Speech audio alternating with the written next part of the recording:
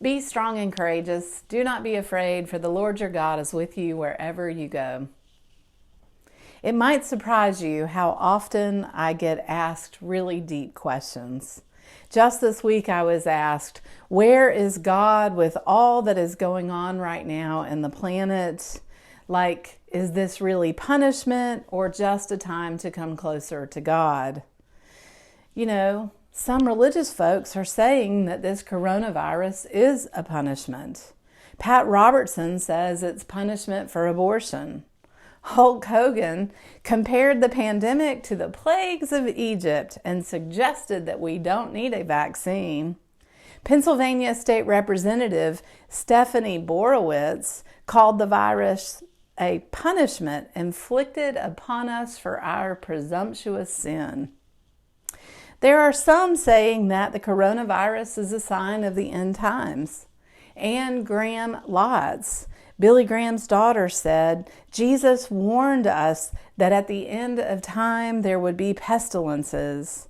And in the last few years, she continues, we have endured SARS, the swine flu, Ebola, avian flu, West Nile virus, and now the coronavirus. She asked, could COVID-19 be one more sign that our redemption is drawing near? And then other religious folk are saying it's a time to get closer to God.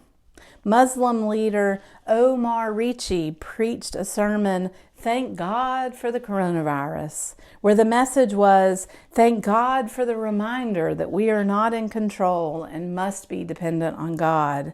Thank God for this reminder that we should be grateful for all things, for groceries, toilet paper, and good health. Thank God for reminding us life is fragile and that we should best appreciate the miracle and blessing that God has given us in creating us as souls. So where is God going with all this? It's an age-old question. Why is there suffering and what are we to do? One of the underlying reasons why we ask why is there suffering is because our relationship with Jesus isn't always that steady. In our text today, we hear Jesus saying, in a little while, the world will no longer see me.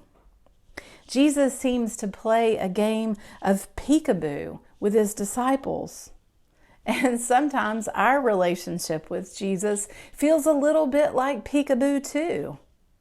Now you feel close to Jesus, now Jesus is absent. Close again, absent again. And sometimes it doesn't seem like there's much you can do to feel close to Jesus. It just sort of is what it is in the moment, isn't it? But even though sometimes it feels like peekaboo Jesus, Jesus isn't absent. And at some point in our spiritual life, we have to begin to stop depending on our feelings and begin depending on what we know about God from other sources. The Bible, our experience, the experiences of those around us, even great thinkers throughout the ages. We may feel like Jesus is absent, but he is not. And this coronavirus may feel like punishment, but it's not. God doesn't work this way.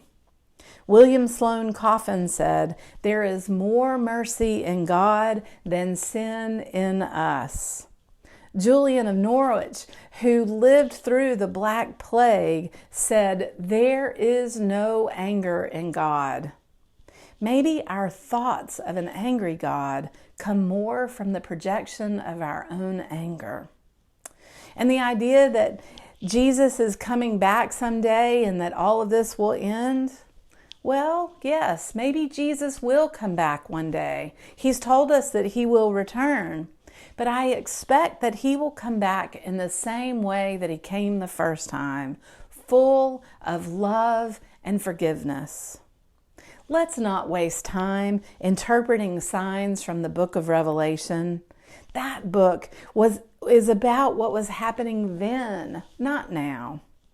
Sure, you can see all kinds of images and similarities, but you can see them in Stephen King's novel The Stand also, and Octavia Butler's Earthseed series. Every age has interpreted dark times through an apocalyptic lens. Let's resist the urge to galvanize fear about the future. Finally, deciding that now is a time to get closer to God is a heck of a lot of pressure, especially during a worldwide pandemic. If you're anything like me, maybe for today, you should focus on surviving, on getting out of bed, on showering, or putting just one foot in front of the other. Maybe even just focusing on creating a bit of happiness for someone today. God is not a perfectionist. Remember that God created you and me, and God does not expect you to be a perfectionist either. So, beloveds, what have we learned today? God is not angry. God will not end the world in anger. Neither is God judging your imperfection.